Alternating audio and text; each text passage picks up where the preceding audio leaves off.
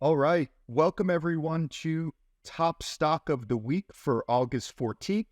My name's Andrew Rocco. I'm a stock strategist here at Zacks Investment Research. I'm also the manager of the Tech Innovators portfolio. And let's just jump right into things here. So my top stock of the week is Zacks ranked number 3 stock Coinbase Global, ticker symbol COIN. Full disclosure, I do own this stock in the Tech Innovators portfolio as well as in my personal portfolio. And just a little background on Coinbase. It's the largest crypto exchange in the United States. It allows users to buy, sell, and trade various cryptocurrencies such as Bitcoin, Ethereum, Litecoin, and more using traditional fiat currencies like the US dollar or the euro. Coinbase has also branched out. They offer wallets that are designed to offer a balance between security and convenience. It's really the most convenient way to trade cryptocurrencies. I would think of it as the Robin Hood of cryptocurrencies, but they now offer a Coinbase Pro as well as an institutional side of the business, which we're going to discuss in depth a little bit later in the presentation. But let's move on to the next slide here.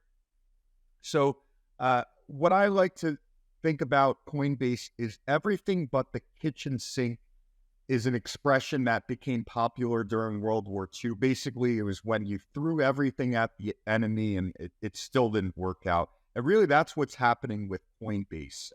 Since going public in 2021, Coinbase investors have endured almost every possible negative scenario, from the crypto exchange FTX, which blew up, the crypto winter, which was a nasty bear market in the crypto space, and then scrutiny from regulators, namely a lawsuit from the Securities and Exchange Commission. And really what they're suing Coinbase over is registered versus unregistered business dealings, which we're going to discuss as well. So the SEC versus Coinbase. On June 6th, the SEC filed a lawsuit against the largest crypto exchange, which is Coinbase. And the lawsuit alleges that Coinbase is selling unregistered assets. And one thing Brian Armstrong, who's the CEO of Coinbase, has been looking for a long time is just regulatory clarity. The Coinbase and the other large exchanges have basically been operating in sort of like a gray zone where they're not sure if they can operate there or not, and they want that regulatory clarity. So while it's obviously a short-term hurdle for the company, one thing that I like to look at it as is almost as a positive, because regardless of the outcome of the case, they're going to get that regulatory clarity. They're going to know one way or another, am I following the law or not? And then also, what I would say is I think they have a good chance of winning the lawsuit because there's precedent.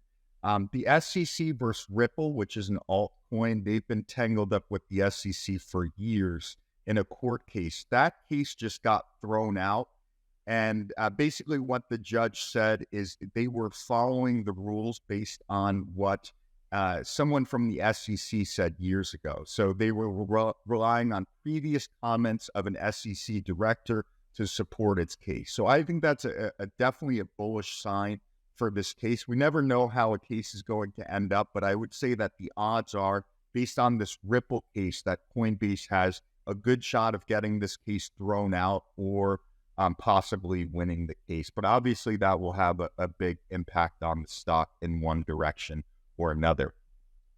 Now, another thing that will have a big impact on the stock is the price of Bitcoin. Like most crypto-related stocks, Coinbase is going to derive a lot of its price action, or I should say it's going to be correlated to Bitcoin, which is basically the larger crypto market. And despite a backdrop of negative news headlines, Bitcoin did bottom in late 2022. You can see it's kind of been stair-stepping up in this nice uptrending manner. And One thing I want to point out that's super interesting is Bitcoin's volatility versus equity markets, gold. It's dry as a desert. It's near historic lows. And historically, such a contraction in volatility has been a really bullish sign for Bitcoin. So another thing I would point out is that usually when an asset is trending upwards and pulls back, it tends to leave in the same direction that it came. So Bitcoin's been trending up, stair step, up again, stair step, and it's looking to break out once more. And there's a ton of catalysts, which we're going to get into. Three of the major ones in the midterm is that regulatory clarity that I discussed earlier, institutional adoption, which I'm going to cover in another slide, as well as the upcoming Bitcoin halving. And another thing when it comes to institutional adoption, I like to say first they ignore you, then they laugh at you, then they fight you, then they win. And that you could see this quote from Larry Fink of BlackRock called Bitcoin an index of money laundering. And now suddenly he's turned the corner and he's saying he's not saying, he's actually doing it. He's filing for a spot Bitcoin ETF. And that's a big deal because BlackRock is literally the largest asset manager in the world. So they have 12 trillion in assets under management. They filed paperwork to launch a Bitcoin ETF, and then other institutional giants such as Fidelity have followed suit. So that's the number one catalyst for Bitcoin, which is also a catalyst, in my opinion, for Coinbase. And the reason it's such a big catalyst for Coinbase is that Coinbase is listed as the custodian exchange for these ETFs. So BlackRock is going to go through Coinbase should that ETF be approved. Fidelity will go through Coinbase, and there's 8 of these ETFs, as I mentioned, waiting to be approved. And I think most analysts on the street think that these ETFs will be approved by year end. That's where my money is as well. And there's institutions outside of just institutions looking to cash in on the ETF. This is the number of Bitcoins that are held by MicroStrategy. MicroStrategy is a software firm, but they have moved to the Bitcoin standard, which basically they're frustrated with inflation. They're frustrated with the uncertainty around spending and the US dollar. So they're using their proceeds from the software business to buy Bitcoin. And you can see it's been steadily increasing. They now have 140,000 Bitcoin. So billions and billions worth of Bitcoin. And it doesn't look like Michael Saylor, who's the founder of MicroStrategy and really the head of it, even though he's no longer CEO, it looks like they're not going to stop anytime soon. So this is going to be a really strong catalyst moving forward. And I think eventually other companies will move to what we call the Bitcoin standard. There's real world use. Bitcoin is actually hitting new highs in some of these hyperinflation countries. Right now, you're seeing Turkey on the screen. It's very, very strong in Argentina. So people are looking at this as an alternative to their country's form of currency, which is just hyperinflated, and they're moving to Bitcoin because Bitcoin has a limited number of supply. That's one of the key benefits that Bitcoin bulls talk about, is that you can't just print random Bitcoin. There's only going to ever be a certain amount. So that's why we're seeing some of these nations plagued by hyperinflation. Some of their citizens are turning to Bitcoin, and actually real world use is coming to the forefront, really in a big way in maybe the last year or two. And staying on the topic of those hyperinflation countries, we're seeing a trend where a lot of young politicians, especially in Latin American countries plagued by hyperinflation, they're looking for solutions. They're looking for new ideas. So on the left-hand side of your screen, you're seeing Nayib, his name is Nayib Bukele. And Bukele has made Bitcoin, along with the dollar, an official currency of El Salvador. And then on the right-hand side, this is fresh news. The pro-Bitcoin candidate for Argentina, his name is Javier Milei. and he just won the most votes in the primary election. So this is a big deal. If Argentina starts to float on that Bitcoin sale, it's going to be another huge catalyst. Again, this is brand new information. He won the primary. He hasn't won the full election yet, but that'll be definitely something for crypto enthusiasts and investors to keep an eye on. And then the Bitcoin halving. And a long story short, the Bitcoin halving basically refers to an event that occurs approximately every 4 years. It's pre-programmed into the Bitcoin protocol. And basically, it cuts in half the rewards that miners, and these are validators, they solve, or their computers solve equations basically to validate the Bitcoin blockchain and make sure that the transactions are legit. When those get cut in half, it's called the halving. Bitcoin has had massive rallies. It's only happened a few other times in the past, but you could see the last time it happened was in 2020, and it sparked a multi-bag move in Bitcoin. This is slated to take place early next year. So definitely another big catalyst for Bitcoin. Now back to Coinbase. A lot of people, when you mention Coinbase or a crypto-related stock, they're going to not think of it as a value stock. That's definitely not the first thing that comes to mind for most investors. However, recently, Seth Klarman, who's a legendary value investor, probably the biggest behind Warren Buffett. He's a billionaire. He's one of the highest earning money managers in the world. Recently, he said, Coinbase is sitting on $5 billion in cash and has less than that in debt and is doing some smart things. And as you can see, our data from Zacks agrees. These are Coinbase's cash and cash equivalents. And despite the volatility in the stock and crypto markets, their cash hoard has grown dramatically since the company went public just a few years ago. So that is definitely something great to see. Beyond the Bitcoin catalyst, beyond the hype, Coinbase actually has a lot of cash on hand relative to their debt. So definitely a good sign there.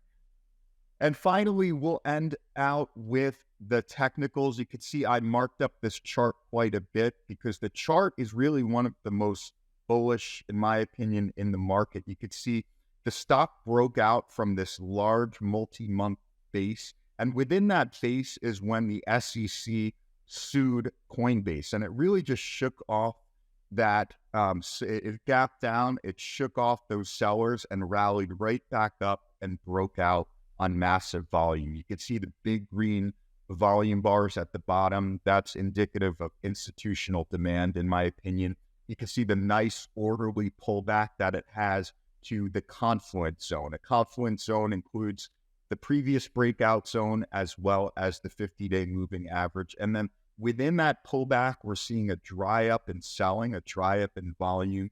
And the oscillator that I follow, the percent Williams R oscillator, shows an oversold zone. So really an attractive area of risk to reward to go along with those industry catalysts, to go along with those strong fundamentals. So I'm a fan of Coinbase stock over the next 6 to 12 months from both a fundamental, technical, and industry perspective. And that wraps it up for my top stock of the week. Thank you, everyone, for tuning in. I'm going to hand it over to my colleague, Ben, who's going to cover his top stock. Thank you very much. Thanks, Andrew. Ben Rains here. Today, I'm looking at Eaton, which trades in the ticker ETN. Eaton is a power management firm that's been in business for over 100 years. The historic company spent the last several years revamping its operations, so Eaton is now better positioned to grow alongside the broader renewable and alternative energy space, as well as electric vehicles, digitalization, and beyond. So the rapid expansion of wind, solar, and many other non-fossil fuel-based energy sources is requiring a massive amounts of investment into electricity systems and infrastructure and beyond. So on top of that, large swaths of the U.S. electric grid and around the world are in dire need of repairs and investment in large-scale overhauls in general. On top of that, factories, office buildings, and many other areas of the economy are also investing in their own electrification pushes. So Eaton boasts dozens of various products and categories and services helping companies in nearly every pocket of the economy, from data centers and healthcare to utilities and renewables achieve all of this. So Eaton did about 10% revenue growth in 2021 and then 6% last year. And most recently, it topped our Q2 FY 2023 revenue and earnings estimates in early August, and it upped its 2023 outlook. And now we're going to take a look at some of Eaton's estimates. So we're going to go over to the Zacks.com page. We can see right here that it's a Zacks ranked number 1 strong buy stock. It's also good to see it's an industry that's in the top 13% of around 250 Zacks industries at the moment. Now we'll take a look at those estimates. As I said, it posted nice, strong results at the beginning of August. So we can see we're calling for another 11% revenue growth this year and then another 6% on the top line next year to get all the way up to over $24 billion. And then on the bottom line, we're calling for another 16% adjusted earnings growth this year and another 10% next year. So great to see there. And then we'll go ahead and take a look at this snapshot to give a sense of just how impressive its revisions have been. So some positivity since that last report on the bottom line. And we can see this is part of an overall trend over the last several years of earnings revisions heading upwards for Eaton. And now we're going to take a look at its some of its price performance. We can see over the last 10 years, it's now outpaced the S&P 500 up about 235% versus the S&P 500's 183% climb. And we'll take a look. We'll go 20 years. We can see the stock's also outperformed over the last 20 years, up about 838%, so about 840%. Now we'll take it to the last 3 years. We can see it's up 120% roughly to really blow away the S&P 500. And we can see that if we go to the last year, it's been on a really nice run, up 44%. And then if we're up just looking year to date, we can see as well, Eaton continues that climb up 40%. This is that post-earnings spike. And then we'll take a look at a little bit of the technical aspect of Eaton. We can see that it's trading consistently just above that 50-day moving average, well above that 200-day. So over the last year, it's really been able to just churn higher, which is great to see for the stock. And then on the valuation side, we'll quickly take a look at its what it's trading at in terms of forward 12-month earnings. We can see it's trading at about 23.4 times. We'll go to its broader econ sector just to give a better sense of the comparability versus instead of looking at just the S&P 500. So we'll go over the last 10 years and we can see, just give a sense of long-term. It's obviously trading above its median over this period of time, but it's also trading at new all-time highs. So that's a great sign and nothing totally out of scale. And it's good to see that even though it's trading at new highs, it's actually trading below its highs in terms of forward earnings. So some strength there as well. And on top of all that, Eaton's dividend yields about 1.6% at the moment to top its industry's 0.9 average.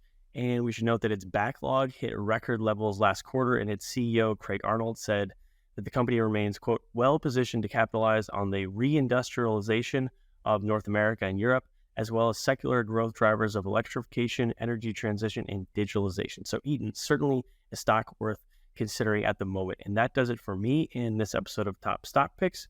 Make sure to check out our Zacks.com/promo page for a look into our services, portfolios, and more.